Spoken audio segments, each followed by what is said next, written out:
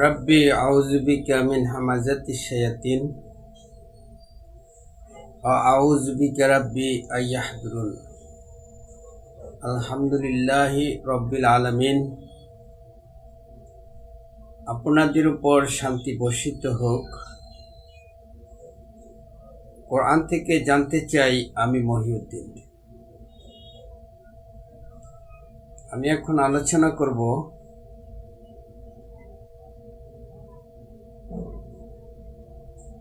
সালাতকে যারা আল্লাহর সাথে সংযোগ স্থাপন মনে করেন তা এই কথাটি ভুল।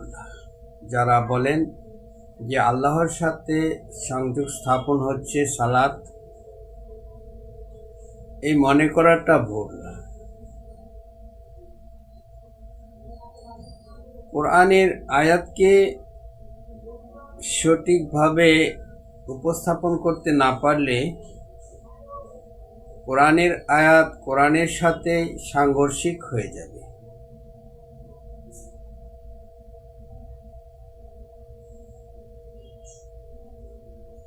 দেখুন, কোরআন এমন একটা বিষয় যা সমস্ত কিছুর সমাধান এই কোরআন দিয়ে থাকে।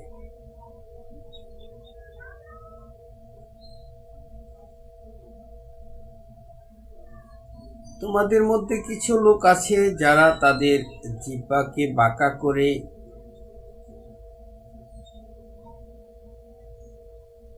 কোরআন তেলাওয়াত করে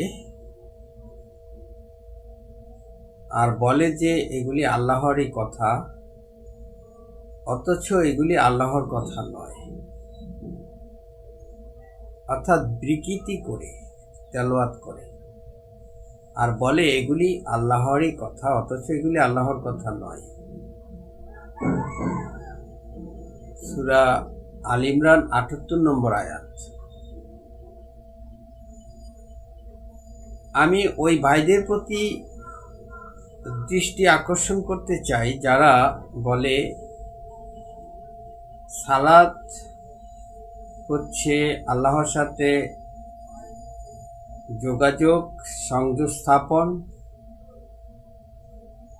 এদেরকে আমি বলবো, আপনারা সূরা তওবার ৫ নম্বর আয়াত ভালোভাবে বুঝে নিন এবং মানুষের সামনে উপস্থাপন করুন। এথিকা এই ৫ নম্বর আয়াতটি এড়িয়ে চলার চেষ্টা করবেন না, মানুষের কাছে গোপন রাখার চেষ্টা করবেন না, ভুলভাবে উপস্থাপন করার চেষ্টা করবেন না।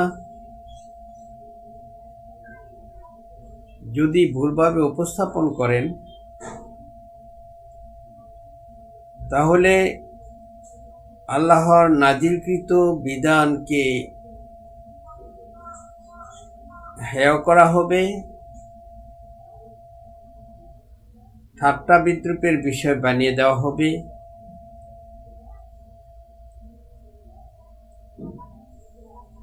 এই আয়াত প্রতিটি আয়াতের সাথে সুসামঞ্জস্য এবং মিল রেখে প্রত্যেকটি আয়াত আল্লাহ রাব্বুল আলামিন নাজিল করেছেন।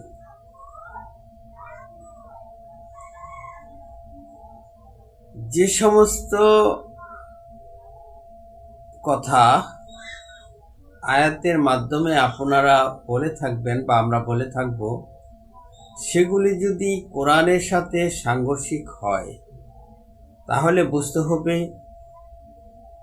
আমাদের এই অনুবাদ, আমাদের এই বুঝটা সঠিক হয় নাই, ভুল হয়েছে। আমি এখন সূরা তওবার ৫ নম্বর আয়াতটি আপনাদেরকে শোনাচ্ছি। দেখুন, সেখানে পরিষ্কারভাবে বলে দেওয়া হয়েছে, নিষিদ্ধ মাস অতিবাহিত হয়ে গেলে মুশরিকদেরকে যেখানে পাবে হত্যা করবে অবরুদ্ধ করবে, পাকড়াও করবে, প্রত্যেক গোপন ঘাঁটিতে তাদের জন্য ওট পেতে বসে থাকবে। যদি তারা সালাত কায়েম করে, যদি তারা তওবা করে, সালাত কায়েম করে, যাকাত আদায় করে, তাহলে তাদের পথ ছেড়ে দাও। আল্লাহ ক্ষমাশীল, দয়ালু।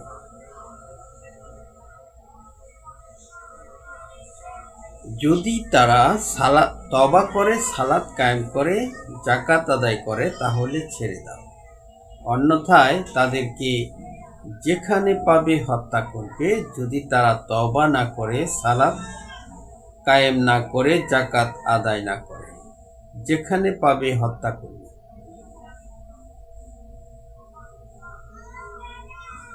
এখন আসুন, আমরা যদি এই সালাত কায়েমকে যদি বুঝে থাকি যে আল্লাহর সাথে সংযোগ স্থাপন, তাহলে আপনাদের কাছে আমার প্রশ্ন, আল্লাহ রাব্বুল আলামিন যে আরো আয়াত নাজিল করেছেন যে দ্বীনের ব্যাপারে কোনো জোর জবরদস্তি নাই, আপনি কি তাদের উপর জোর জবরদস্তি করবেন? তোমার দিন তোমার জন্য, আমার দিন আমার জন্য। এই যে কথাগুলি কোরআনে অন্যান্য আয়াতে বলা হয়েছে, যেমন সূরা বাকারা 256, সূরা ইউনুস 99, কাফিরুনের শেষ আয়াত, কথাগুলি বলা হয়েছে। তাহলে কি সাংঘর্ষিকতা চলে আসে না যে মুশরিকরা, কাফেরেরা কেন আল্লাহর সাথে সংযোগ স্থাপন করতে হবে? যদি তাদেরকে এই সংযোগ স্থাপন না করার কারণে তাদেরকে হত্যা করা হয়, এটা কি জোর জবরদস্তি নয়? অতএব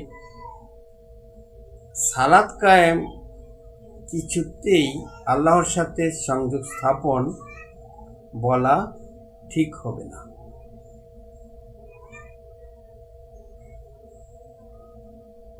এখন আপনাদের মধ্য থেকে প্রশ্ন আসতে পারে, তাহলে আমরা কি বলবো?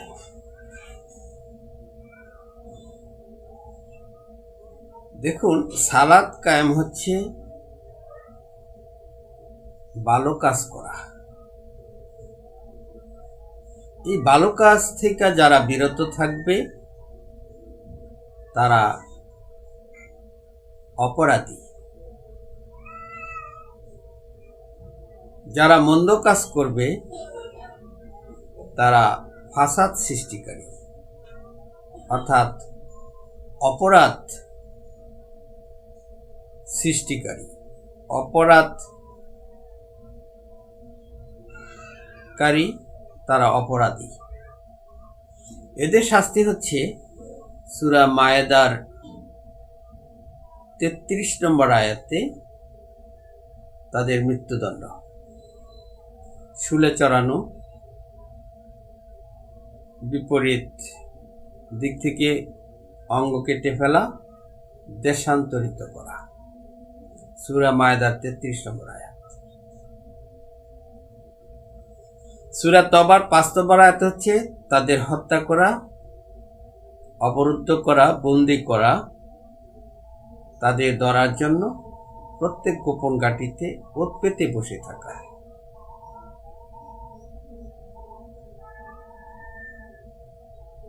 কাজগুলি কারা করবে? যাদেরকে আল্লাহ ক্ষমতা দেন তারা করবে।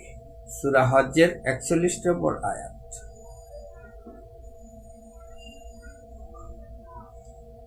তারা যে করবে এর দলিল হচ্ছে তাদেরকে আমরা মেনে নিব, তাদের উপর আমরা এই দায়িত্ব দিয়ে তাদের আনুগত্য করব। এর দলিল হচ্ছে সূরা নিসার 59 নম্বর আয়াত। তোমরা আনুগত্য করো, তোমরা আনুগত্য করো আল্লাহ এবং রাসূলের, আর তোমাদের মধ্যে যারা ফয়সালা করার ক্ষমতা রাখে, অধিকারী হয়, তাদের আনুগত্য করো। যদি মতানৈক্য দেখা দেয় তাহলে ফিরে আসো আল্লাহ এবং রাসূলের দিকে। অর্থাৎ আল্লাহর বিধান মেনে চলার সংকল্প করো, ঠিক এই মেনে চলো সর্বক্ষণ সর্ব অবস্থায়। অর্থাৎ তারা যদি মেনে না চলে আল্লাহর বিধান, তাহলে ফিরে আসো তাদের আনুগত্য থেকে। অর্থাৎ তারাও অপরাধী এবং অপরাধ জন্ম দিচ্ছে যারা ভালো কাজ চালু করে না, অর্থাৎ ভালো কাজ বন্ধ করারও ব্যবস্থা গ্রহণ করে না, তারাও অপরাধী। তো কথাটা হচ্ছে সূরা তাওবার ৫ নম্বর আয়াত সুস্পষ্টভাবে প্রমাণ করে যে সালাত মানেই হচ্ছে সৎকর্ম। যারা করবে না তারা হচ্ছে ফাসাদ সৃষ্টিকারী, অর্থাৎ অপরাধ সৃষ্টিকারী। যারা আল্লাহ প্রদত্ত বিধান দিয়ে যারা বিধান দেয় না, তারা হচ্ছে কাফের।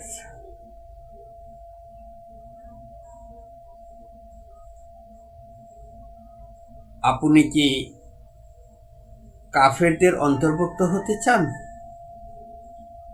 আল্লাহর বিধান ছাড়া বিধান দিয়ে আল্লাহ বিধান দিচ্ছেন অপরাধীদের শাস্তি, অর্থাৎ ফাসাদ সৃষ্টিকারীদের শাস্তি মৃত্যুদণ্ড। তো আপনি আল্লাহর বিধান লঙ্ঘন করে সে বিধান কেন দিচ্ছেন যে মুশরিকরা আল্লাহর সাথে সংযোগ স্থাপন করতে হবে, অন্যথায় তাদের হত্যা করবে? আপনাকে কে দিয়েছে এই বিধান দেবার অধিকার? আল্লাহ তো বলছেন সূরা মায়দার ৪৪-৪৫ নম্বর আয়াতে, ৪৪-৪৫-৪৭ নম্বর আয়াতে, যারা আল্লাহ প্রদত্ত বিধান দিয়ে বিধান দেয় না তারা কাফের, ফাসিক, জালিম। আপনি কি তাদের অন্তর্ভুক্ত হতে চান? আল্লাহ প্রদত্ত বিধান ছাড়া বিধান দিয়ে আল্লাহ বিধান দিচ্ছেন অপরাধ যারা করবে তাদের শাস্তি মৃত্যুদণ্ড, যারা ফাসাদ সৃষ্টি করবে, যারা মন্দ কাজ করবে। তো আপনি আল্লাহর বিধানকে লঙ্ঘন করে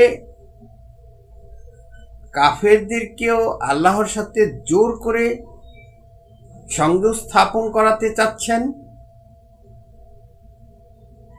যে তারা সালাত কায়েম না করলে, অর্থাৎ আল্লাহর সাথে সংযোগ স্থাপন না করলে তাদেরকে হত্যা করতে হবে। এই অনুবাদ আপনি কিভাবে নিয়ে আসতে পারেন যে সালাত মানেই আল্লাহর সাথে সংযোগ স্থাপন, এটা মুশরিকরা করতে হবে? এই জোর করার অধিকার আপনাকে কে দিয়েছে?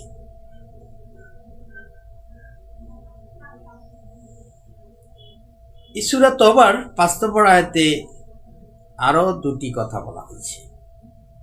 একটি হচ্ছে তওবা। দেখুন, তওবা দুই প্রকার। একটা হচ্ছে আমি কাফের ছিলাম, আমি ঈমানদার হয়ে যাব, অর্থাৎ মুমিন হব, আল্লাহর প্রতি বিশ্বাস স্থাপন করব, আমি অবিশ্বাসী থেকে বিশ্বাসীতে পরিণত হব। এটা হচ্ছে একটা তওবা, অর্থাৎ ফিরে আসা। আরেকটা তওবা হচ্ছে আমি অপরাধ জগতে ছিলাম, ফাসাদকারীদের অন্তর্ভুক্ত ছিলাম, আমি সেখান থেকে ফিরে আসব, আমি অপরাধ করব না, আমি ভালো কাজ করব, অর্থাৎ সালাত কায়েম করব।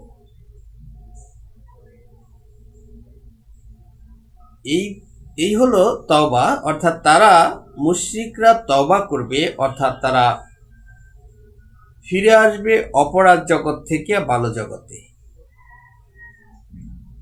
আর ভালো কাজ কায়েম রাখবে, এটা হচ্ছে সালাত কায়েম। আরেকটা কথা বলা হয়েছে, সেটি হচ্ছে যাকাত আদায় করবে।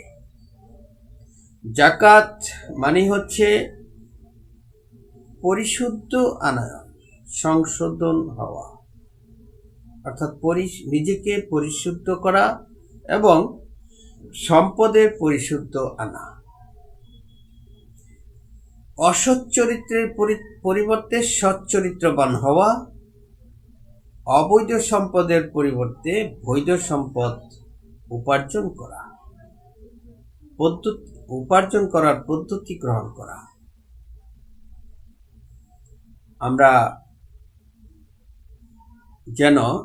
যেন আল্লাহর আয়াতকে বিকৃতি না করি নিজের জিহ্বা দ্বারা।